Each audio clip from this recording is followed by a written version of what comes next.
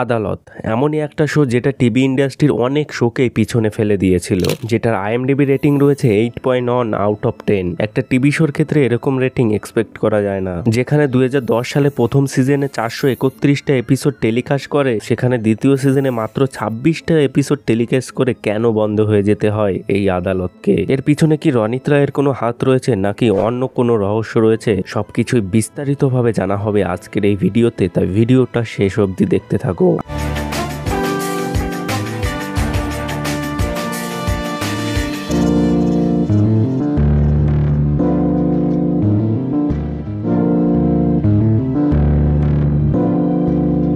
আদালত হলো Indian television courtroom drama anthology series, যেটা কেডি পাঠককে কেন্দ্রীয় করে কেডি পাঠকের চারপাশে আবর্তিত হয়ে এই অনুষ্ঠানটি চলতো। তিনি তার ক্লায়েন্টদের কঠিনতম পরিস্থিতি থেকে বের করে আনতে পারেন। তার সাফল্যের হার ছিল শতভাগ, কিন্তু সবচেয়ে বড় কথা হলো কেডি তার ক্লায়েন্টদের পক্ষে নয়, ন্যায় বিচারের পক্ষে। তার ক্লায়েন্টও যদি অন্যায় করে থাকতো তাহলে তাকেই শাস্তি পাওয়াতো তিনি। এই আদালতে দুটো সিজন এসেছিল। প্রথমটা এসেছিল 20 নভেম্বর 2010 সালে, যেটা 431টা এপিসোড এসেছে, এবং দ্বিতীয় সিজনটা এসেছিল 4 জুন 2016 সালে, যেটা মাত্র 26টি এপিসোড এসেছে। প্রথম সিজনে একটা এপিসোড ছিল সিআইডি অফিসার অভিজিৎ আদালত মে। এই এপিসোডটা প্রচুর চলেছিল, অভিজিৎ জেলে ছিল, তাকে বের করার জন্য লড়াই করেছিল কেডি পাঠক, এবং এই এপিসোডটা সিআইডির এপিসোডকেও ক্রস ওভার করেছিল টিআরপির দিক দিয়ে। তাছাড়া আরো কিছু এপিসোড রয়েছে সিআইডি বিরুদ্ধ কর্মযুদ্ধ, এরকম অনেক কিছু এপিসোড আছে যেগুলো সিআইডি কেও ক্রস ওভার করে ফেলেছিল এই টিআরপির দিক দিয়ে।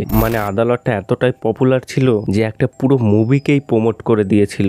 একটা মুভির জন্য পুরো প্রমোশনাল এপিসোড তৈরি করা হয়েছিল। দুটো এপিসোড, 296 এবং 297। এপিসোডটার নাম ছিল দ্য মেল, এবং এখানে অনেক অ্যাক্টররাও গেস্ট হিসেবে এসেছিল তাদের মুভি প্রমোট করার জন্য। তাছাড়া সিআইডির প্রত্যেক অফিসার কোনো না কোনো ক্যারেক্টারে এসেছিল এই আদালতে, এবং বাংলার পপুলার এক অ্যাক্টর ইয়াস দাশগুপ্ত, তিনি প্রথমে তো একটা এপিসোডেও ছিল এই আদালতে, যেখানে তার রোলের নাম ছিল विराट, একজন মিম আর্টিস্ট ছিল।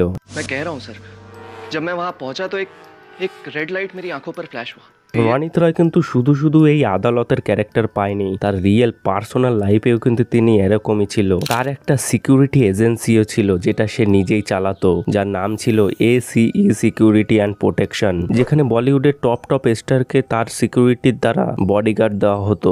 আমির খান, শাহরুখ খান, ঋত্বিক রোশন সবাইকেই তার সিকিউরিটির দ্বারা প্রোটেকশন দেওয়া হতো। তার এজেন্সি বড় বড় মুভিতেও প্রোটেকশন দিয়েছিল, যেমন লাগান, দিল চাহতা হে, ইয়াদে, না তুম জানো না হাম, সত্যা, আরমান, এইসব মুভিতে তার এজেন্সির দ্বারাই সিকিউরিটি বা বডিগার্ড দেওয়া হয়েছিল। দেখো, সোজা ভাষায় বলতে গেলে তার এই এজেন্সি বলিউডের সব থেকে বড় প্রোডাকশন হাউসের কন্ট্যাক্টে থাকতো, যেখানে নাম আছে 100রও বেশি প্রোডাকশন হাউস, যেমন Aamir Khan production house, Yashraj film, red chilli entertainment, এরকম অনেক প্রোডাকশন হাউসের কন্ট্যাক্টে থাকতো, যেখানে তাদের যে কোনো মুভির ইভেন্ট বা কোনো লাইভ শো যা কিছুই হয়ে থাক না কেন, তাদের এই সিকিউরিটি যেত বা তাদের এই বডিগার্ডই যেত।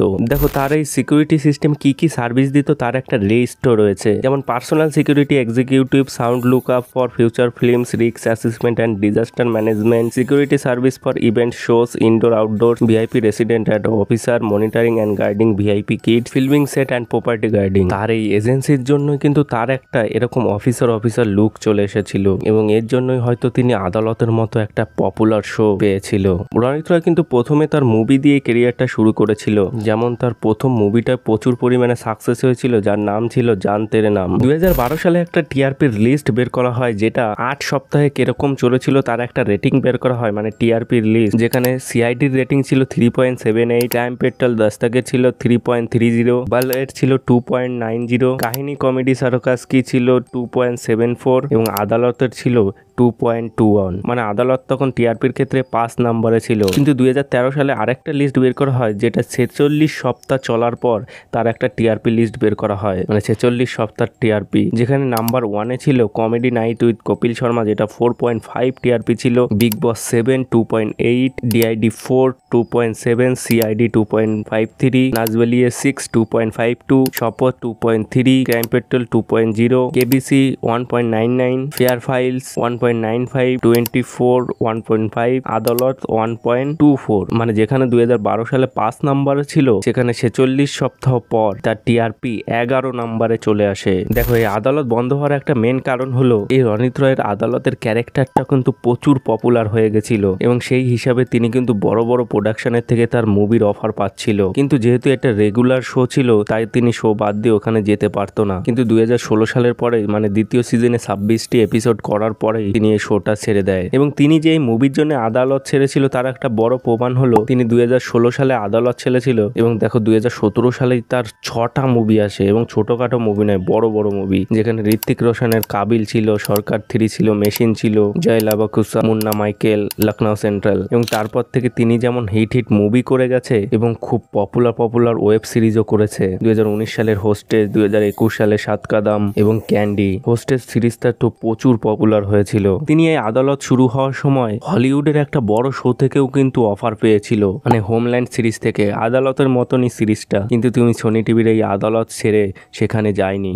তিনি বলেছে মানুষ এখন আমাকে এই ক্যারেক্টারের দ্বারা ভালোবেসেছে, এই শোটি এখন আমার শো, আমি এই শো পরিত্যাগ করব না। মানে যেরকম চলছে ভালোই চলছে, এবং বলে আমি এই শোটি ছেড়ে যদি ওই হোমল্যান্ড মুভি করতে যাই তাহলে হয়তো আমার একার ভবিষ্যৎ হবে। কিন্তু এই আদালতের ইউনিটে 150 জন লোক কাজ করে, তাদের ফ্যামিলি চালায়, এই 150 জন লোকের পুরো পরিবার বন্ধ হয়ে যাবে। তাই তিনি ওই ছোটা ছেড়ে যায়নি এবং ওই আদালতই করে। এবং এই আদালতের একটা মিস্ট্রিও আছে যে এই কেডি পাঠকের আসল নাম কি। কেডি পাঠক মানে হলো কেডি শেখাওয়াত নামেও পরিচিত ছিল, তবে এই ধারাবাহিকে কেডির পূর্ণ নাম কি সেটার মানে কেউ জানতো না। এই বিষয়ে যখন কেডিকে জিজ্ঞাসা করা হয় তখন তিনি বিষয়টি এড়িয়ে যান। কিন্তু এই ধারাবাহিকের 57 নম্বর এপিসোডে একজন কয়েদির প্রশ্নের জবাবে কেডি বলে ফেলেন তার আসল নাম। তার আসল নাম হলো করণ দিবাকর। इस केडी पाठक में केडी का क्या मतलब है?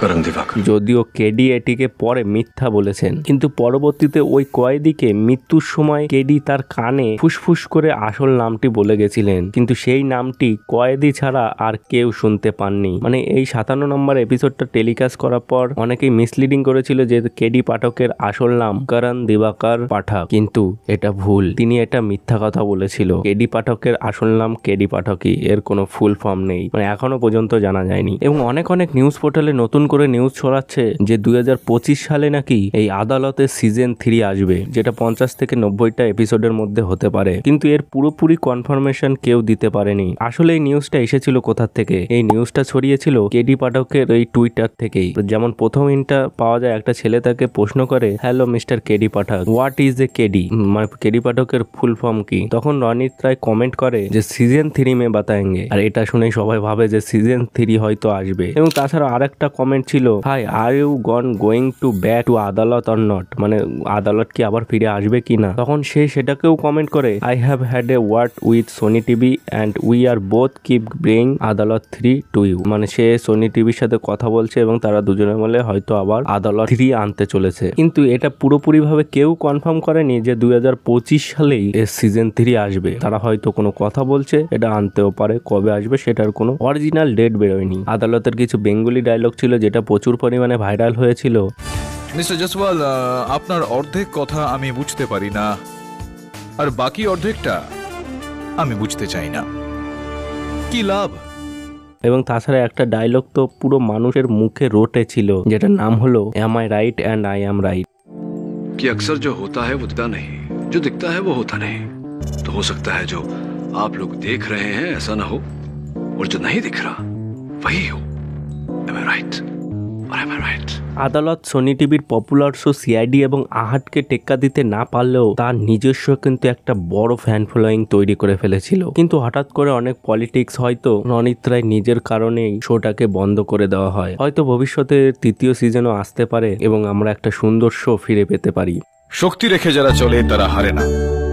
ব্যর্থতা একটা পরীক্ষা মাত্র। স্বীকার করো, কি ঘাটতি রয়েছে দেখো, পূরণ করো। যতক্ষণ না সফল হও, শান্তির ঘুম ত্যাগ করো, লড়াই করো, মাঠ ছেড়ে পালিয়ে যেও না। কিছু না করলে জয়ধ্বনি শোনা যায় না। যে শক্তি রেখে চলে সে হারে না কখনো।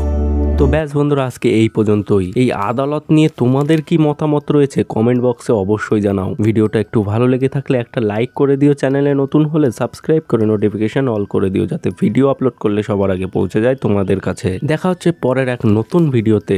বাই।